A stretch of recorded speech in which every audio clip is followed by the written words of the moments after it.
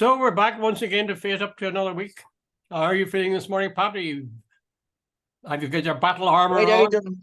and what's Like- that American expression? Bright-eyed and bushy-tailed. Only I'm neither. There's a As I line. said to you, Jude, it's Groundhog Day here. As we're in a pattern, it's just one day and wet. Go ahead, sorry. There's a line from a Tennessee Williams play. You probably know it, where the mother shouts to the young fella, "Rise and shine, rise and shine." And the kid says, "I'll rise, but I'll not shine." Yeah. That's what I feel like. Anyway, yes, we have another plethora of things to talk about. But let's start with one that caught both our eyes, and it was in the Irish news, I think. The fact that Archbishop Eamon Martin has called on and in fact, I'm not sure the paper or the person writing the article doesn't support him, has called on young Catholics to consider the police, the PSNI, as a career. What do you think of that, Pat? It's a strange one, Jude. When you see that after the data breach on the PSNI, the stuff was put up on the wall beside the Sinn Féin Centre. These are your friends, Jerry, to Jerry Kelly.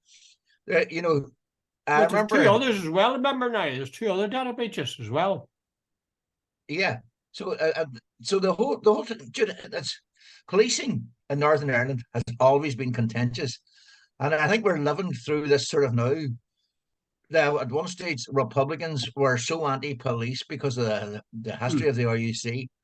It's a strange thing now to hear Catholics and Republicans saying young Catholics should join the police, and it's strange. But I guess you wouldn't 10 years ago or 15 years ago, you wouldn't have heard the head of the Catholic Church in Ireland urging young Catholics to join the police service of Northern Ireland. It just wouldn't have happened. So it's what Martin is doing. In any society, you need a police force. That's a fact. No, John Hume used to say, "I'll support the policemen sort of when they're doing a good job." He never said, "I support the RUC." He said when they act with fairness and impartiality.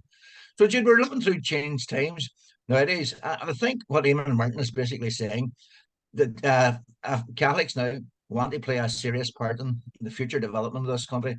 We have to get into things like the police. We have to get into things like the civil service. We have to get ready to sort of be part of the changeover. I think that's what's behind it. No, Jude, that's only my opinion. I'm not sure.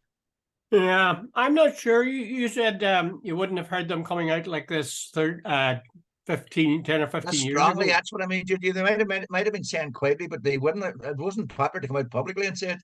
Well, I think there's a lot of people, including myself, who would have come out after the Good Friday Agreement when the PSNI was set up. I think a lot of people said, this is good.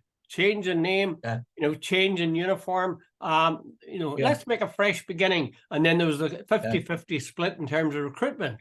A lot of people would have been very positive about the PSNI. And I must say that in those early days, any encounters that I had, where they would stop or ask you something, they were very courteous and friendly and just exactly what you wanted from your police force. Since then, I have to say, I don't know why it is, but I don't have a good feeling about the PSNI. I mean, apart from those three ridiculous breaches, I mean, that's Keystone Cops stuff. Like, exactly. The guy, he's got stuff in the roof of his car, I think, and he drives off and it falls off. I mean, and the guy leaves his laptop in the back of his car, and then 10,000, everybody in the PSNI, undercover agents, the lot, flooded on one out. spreadsheet. That's sort of crazy. What is it? It sounds like incompetence, but it's hard to believe you could have incompetence at that scale. Yeah, but when you think about it, is there a computer or a notebook left in PSNI headquarters, because they seem to be keeping losing them, and as you say, it's Keystone Cop stuff. But I know what it is. The worry, Jude. You always have to be careful, and there's a lot of conspiracy theorists out there. But there was one guy on quite recently suggested. Now, by the way, I don't buy it, but anyway, I'm throwing it out there because he said it.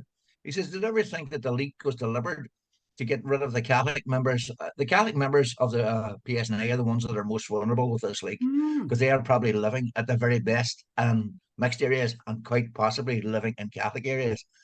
Though the guys who are living in staunchly loyalist areas in the PSNI or staunchly unionist, they're safe enough because a strange car coming in there will be noticed and so on. But if you're living up in somewhere like Galia or the Bogside or the Craigan or somewhere about Ballycastle, and you're a Catholic policeman, you're sticking out like a sore thumb.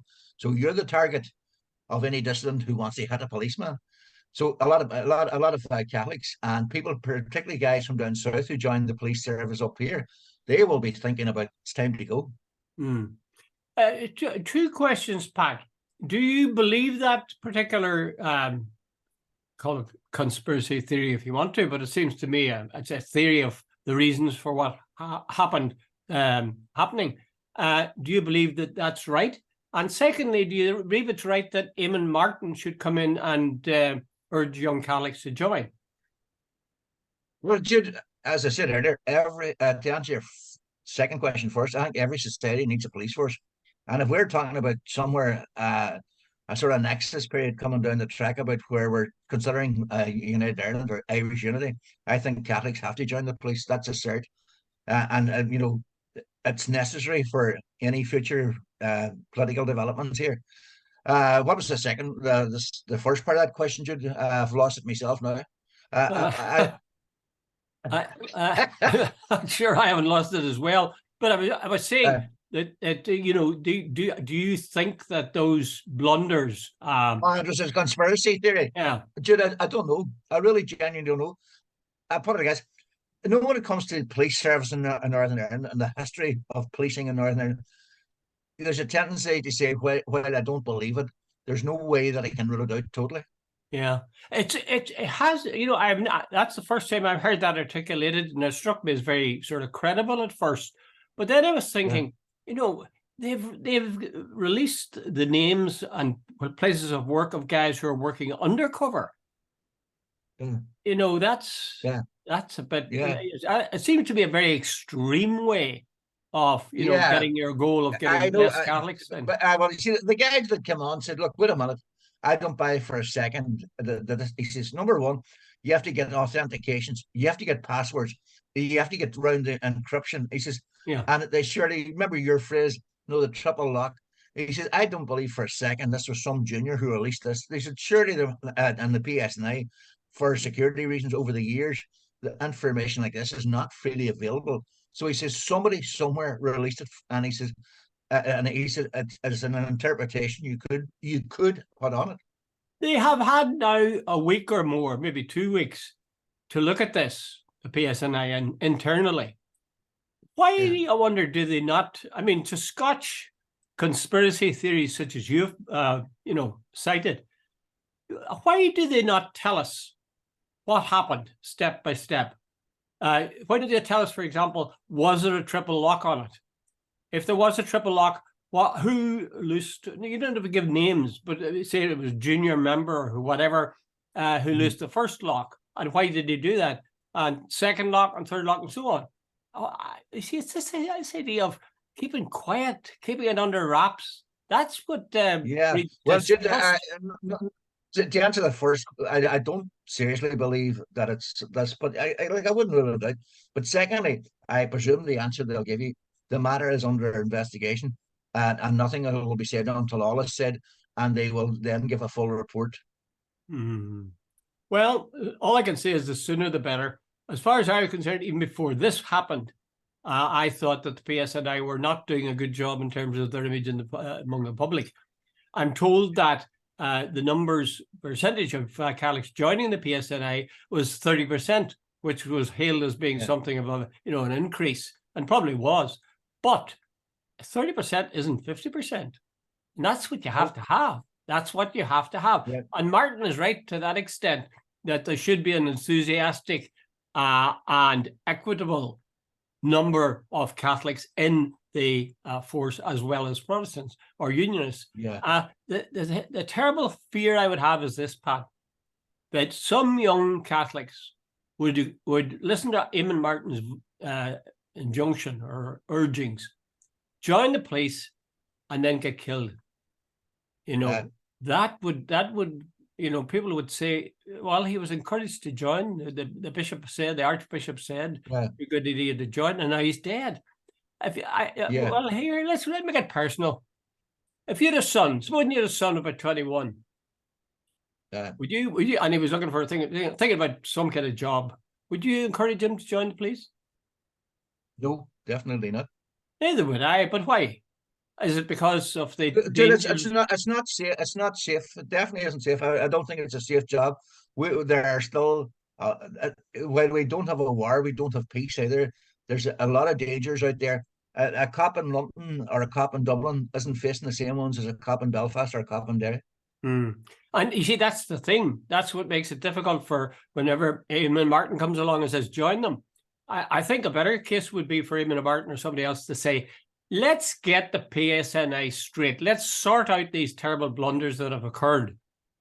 Reassure us you've now got a ship-shape organization, and then say, Catholics, get in there. You have a duty almost to be half of the service. July years back, I knew this guy Derry, and his brother. They were very nice, middle of class, middle of the road family, very sort of alliance type. Way back about somewhere in the mid 70s. Remember, there was an urgent that Catholics should join the RUC and it would make it a fair society. This young fella joined the RUC, yeah, and within about, I think, a year had left. He said the sectarianism and the bigotry, when he had come to his locker, he'd find all sorts of stuff on the rest of it. That fella has now lived in Australia for more than 40 years because he made it, like, his life was changed and his family's life was changed utterly because he made the decision to join the police. Now, okay, you're going to hear things have changed, but Jude, policing and here and the 6 counties is not, you know, when things like happened last week, the data breaches, threats, things going up on walls at Sinn Féin centres, two and three other breaches, and so on. And the police, if you're a Catholic and you're in the police and you're living in a nationalist area, Jude, I think you'd be very nervous, under a lot of stress. So the difficult question then is, how is it going to be solved? Will the PSNI solve it themselves? Do you need an outside unit to come in and say what should be done? That was done with the RUC, and most people hailed the coming of the PSNI as a new birth for policing in the north. You could start by ensuring that data, personal, confidential data, isn't out in the public domain. That's for starters. Yeah, that would be a good can't start. get out except you have this very strong. Jude, and I think I mentioned it before. There was a guy who told me, I met a guy one day in the gym, and he turned around and said to me, "Did you see the one up on the? Oh, so you don't work for Santander?" No, that somebody had put up a tweet. So he was telling some guy, "Oh, so you work for the PSNI?" Now, Jude, I don't know whether that was just deliberately put the wind up somebody or whether it was a direct threat, but that's the sort of thing that's now out there. Well, anybody, I wouldn't want to be depending on the fact that if I was working for the PSNI, I wouldn't want to be depending on the fact that nobody would know, because everybody knows everything here. I mean, it's just a, I mean, it's Jude, all you need is a key. If you get the name Jude Collins, oh, and you work at this Dermad Barracks, oh, is that the Jude Collins that lives in X place? And and suddenly, Jude, it doesn't take a lot of in this society. His brother lives down the street type thing, and you can suddenly work out it doesn't take a lot to work out who people are. Pat, we're 30 years nearly from the Good Friday Agreement, 25 anyway. Yeah. And yet here we are talking about this state of chassis that exists within the PSNI, the police service, which was central to the troubles kicking off in the first place. Yeah, it seems incredible. It seems incredible. I don't think I would agree with you. Eamon Martin's injunction may be very good ideally, but it's not, I think, the thing we need. I think we need somebody from somewhere, and I think it'll have to be an outside unit to go in there, look what's wrong, say what they're going to do or put in place to make it right, and go from there. Okay, let's move on, because we're trying to keep it tight here, to a very interesting sort of problem. There's been a movie made of Leonard Bernstein. Remember Leonard Bernstein, West Side Story, and all the rest of it? Great classical, well, I'm not a classical music person, so I don't really know, but they do say he was a very good conductor, and he looked like a guy who was connecting anytime you saw him performing as conductor. Well, in this, I think there's a movie, it's called The Maestro, and the Yeah. actor Bradley Cooper appears in it as Leonard Bernstein, and he has a large prosthetic nose Yeah. on as to, well, it's on as part of the role he's playing as Leonard Bernstein. Some people are saying that's not a good idea. Some people are saying, why not? What do you think? The one part of that you left out. Bernstein was Jewish, and Oh, Jewish well, I people are supposed assumed, to get big nose. yeah, I assumed everybody knew I that. would just, yeah, for the two Okay. readers, for the two listeners who Don't don't give know. in something But intelligent of both our viewers. Okay. hey, but Bernstein is Jewish, so the whole thing. Remember this: they're saying it's a stereotype that Jews have big nose, and some people are trying to say that the fact that Bradley Cooper has gone for this prosthetic nose that it's anti-Semitic and all the rest of it. As it, hey, the one thing, if I remember correctly, Bernstein's children are saying they have no problem with it whatsoever. That when you met their father, he had a big nose and it was a part of his features, physiology, or whatever the word is, and so on, and that, and they have got no problem with it, and so on. But you know, I think it's the Jewish lobby or the Israeli lobby has reached a ridiculous stage that everything that isn't pro Jewish or Israeli is considered anti-Semitism. Like if the family of the guy has no problem with it, why should the Israeli lobby start going around film world saying this is an anti-Semitism and all this sort of stuff? I think it's just another example. Remember just to digress for a second, the tenor from down south. Remember, he got an apartment and there was a couple of wee Jewish ladies, and he says, "I hope you don't make as much noise as the Jewish ladies." His career in America was over. Because he said that. They said it Yeah. was anti-Semitism. Uh-huh. It's ridiculous. Uh-huh. By the way, Jude, let me tell you something. If you ever make any remarks about the IDF and they consider, the role in shooting dead or something, then The the IDF first thing being, the Israeli Defense Force, yeah. they shoot dead people and they arrest 10-year-olds and put them blindfolds on them and they put them in the detention for months on end without trial and all that sort of stuff. If you ever make a comment about that, and you're Irish, the first thing you'll say, go back to drinking your whiskey, and so on. For people who are very against stereotyping, the old Israelis are not bad at it themselves. No, that's true, but that still wouldn't justify if, in fact, if it had been Michael Collins, say, Yeah, and if Michael Collins was shown as a broth of a boy who was given to having knocking drink into him, or bursting into song, would we not be sort of offended by that? Or if he was a black man was being spoken about and he was shown as rolling his eyes and doing tap dancing and that, would that not be offensive?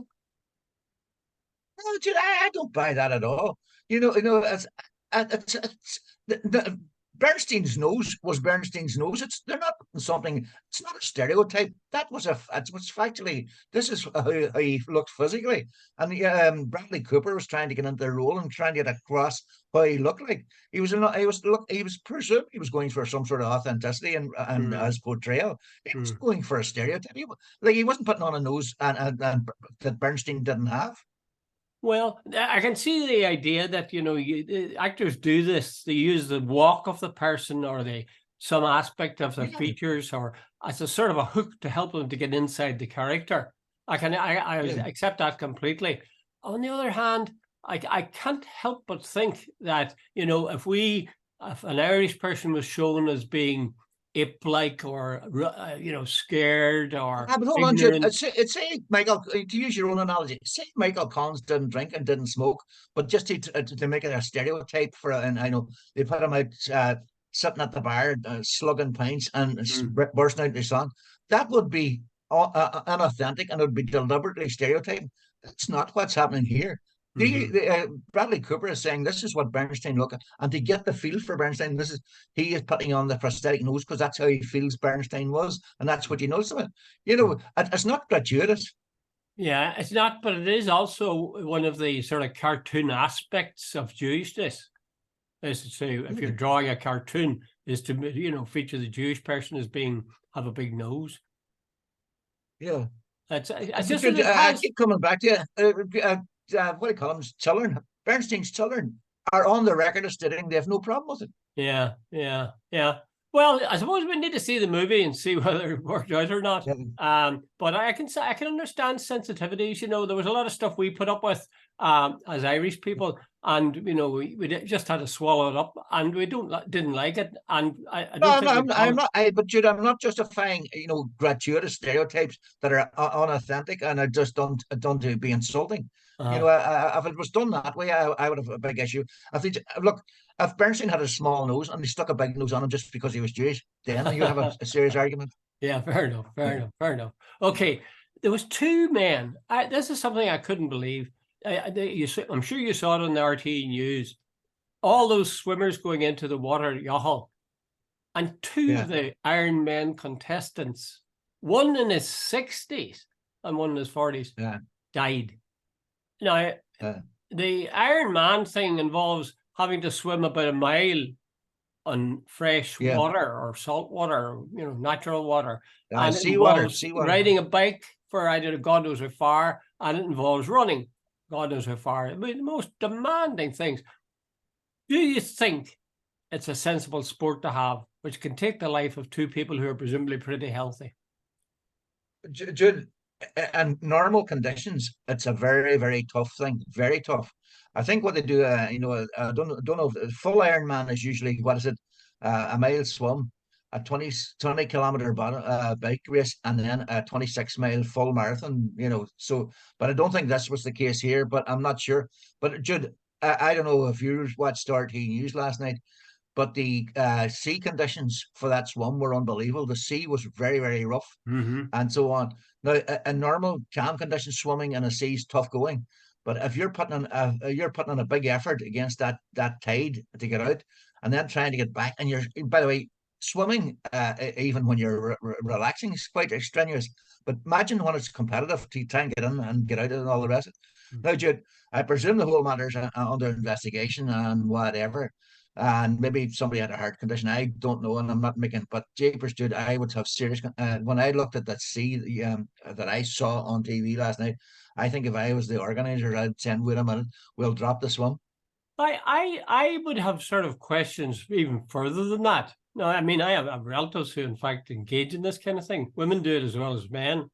I Uh, think, you see, it's Iron Man or Iron Person competition. We're not iron. yeah, We're made of flesh and yeah, blood, and I think uh, the comparison comes to mind immediately is with motorbike racing, road racing. Um, mm, People say, "Oh, it's wonderful, skillful. Look at the speed; it's so exciting. Everybody's great fans of it." And every year, several people die. I just, uh, I don't think that's a sport. I don't think there's a sport when you're risking your life. Even something like boxing, it's got there's a question mark over it because over a period of time, the likes of Muhammad Ali can be reduced to what he was shortly before he died. It was yeah, clearly that the punches he had received to the head. And, yeah, and the Iron Man seems to me to be inviting disaster. Now, I yeah. don't know what the record is in terms of people dying before, but there's certain limits that the Excuse human me. body shouldn't be stretched Yeah, beyond. And I can't but help yeah. but think that that's, well, I had two examples of it yesterday in the same place. Yeah. So I But think see, that, the only did they drown, or did they have heart attacks? I don't know. I really well, don't know. But I assume that they drowned because, well, they couldn't resist the currents and so on, or they were trying to. yeah, yeah, yeah. Um, But no, another thing, every sport, like I don't get motorbike racing at all because, as you say, every year there's a cert. It's a guarantee that in the motor race or the motorbike racing set that there will be at least a couple of deaths. That's a guarantee. It happens. But then look at the what do you call there? There's a big controversy in rugby. The England captain Owen Farrell, he did a tackle on somebody a couple of weeks back, and he was sort of suspended. Then they brought in an independent panel, and the suspension was overruled. And mm, it looks so bad. And the whole issue is this the England captain getting special treatment, and then there was an outroar about it or an outcry, and the World Rugby asked the independent panel to review their decision. So like every sport's got its, but basically what it's saying is if you're allowed to tackle like that, you're allowed to take the head off somebody because a full shoulder into somebody's face is way beyond punching him. I think rugby in particular, like hurling, as they say, senior hurling and GAA football, they're not for wilting flowers, let's say. No, but at least they're not. It's not inherent in the game that people are going to be hitting places that are going to damage them severely. When I see rugby, it seems to me scrums are just asking for trouble. They're really asking for trouble. And you see the way rugby players' necks are, strengthened and so on, also unnaturally in an effort to combat what clearly otherwise would be serious injury. You forget how big rugby players are until you see an ordinary person standing beside them, because they all look that same size on But like people like Martin Johnson and they're all about 6'6", 6'7". Martin Johnson, I think, was about 6'10", and in the bulk team match. And these days, the speed and and when they hit you, you're standing. These boys are. Remember what he called him, John Olumu, the famous New Zealander. Yes. He was 6'4". He was 20 stone, and he could do the 100 meters in under 11 seconds. Imagine him running full at you, and you trying to stop him with a tackle. The chances are you get your neck broke off, and that would be just a nice thing. And the problem is when you criticize rugby in particular, I think there are people who would accuse you of being a little wilting daisy and go off and play some nice little table tennis or something like that. That'll be safe for you, son. Speaking of sports, did you or did you not? Have you now or have you ever watched the World Cup women's soccer final? I watched the last 20 minutes of it yesterday. I watched it from beginning to end. Tell me your verdict. What I say, Jude, I heard that I came in before the about 5 minutes before the Spanish got their penalty, which they missed. Jude, Spain were the better team, and I heard one of the pundits, I don't know who she was, she's a co-commentator, and says, "Oh, the Spanish are very clever. They're working the referee here. They're falling down all it." And I was thinking, it's bollocks, absolute usual rubbish from the Spanish were the better team. They scored the goal. They should have had a second one from the penalty, and the way they played the match out, they could have had a couple of other chances. So the Spanish team, were the deserved owners, Jude, and there is zero doubt about that. So I don't know what more you can say. Well, one of the things that one of the reports on the game said was that I think it was the England captain, was surging upfield in a very British manner or very English manner. Just simply strong and big and going hard, and people bouncing off her that tried to stop her. And then just after halfway up the field, she was dispossessed, and the Spaniards put together a number of really neat little triangles, and the last one put the ball in the net. And they were saying that's the difference. English people, maybe British people, get excited about the manliness, ridiculous thing to say, but the sturdiness of football, whether it's women's or men's. They forget that, really what you're looking for is skill. And it goes back to, you remember Iniesta and Barcelona? They were small guys. They were small guys. They were tough little guys, but they were small. And it was their skill that made them great players. Iniesta, Xavi, can't remember, and Messi. Like they played little triangles and they destroyed teams within about 10 seconds. The ball was in the back of the net. And as you said, the Brits love this big marauding centre forward going through. But 3 or 4 wee passes and neat wee triangles, and the defense is wide open and the ball's in the back of the net. And the Spanish, like they have, as my eldest son said yesterday, the Spanish have nearly reinvented football. The way it's played now is very different from the way it was played 20, 30 years ago. That's right. Both the male and the female. Yeah. I was a wee bit disappointed because they mentioned the fact that quite a few of the English players were playing for Barcelona. Yeah. So I would have thought that more of Barcelona's style would have rubbed off on them, so it would have featured more evident in the game. But it really didn't, to a great extent. It didn't. No.